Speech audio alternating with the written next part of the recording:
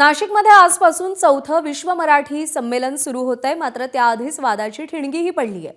विश्व मराठी साहित्य संमेलनावर संतश्रेष्ठ निवृत्तीनाथ संस्थांची नाराजी आहे। संमेलनाच्या आयोजकांनी संत परंपरेचा अवमान केल्याचा आरोप करण्यात येतोय। आयोजकांना संत परंपरेचा आणि संतांच्या योगदानाचाही विसर पडल्याचा आरोप केला जातोय। संमेलनाच्या नियोजन समितीकडे लेखी निवेदन देऊनही समाधानकारक उत्तर नसल्याचा दावा करण्यात आलाय।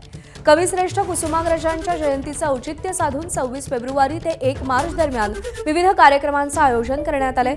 उद्या मुख्यमंत्री फडणवीसांच्या हस्ते औपचारिक उद्घाटनही केलं जाणार आहे।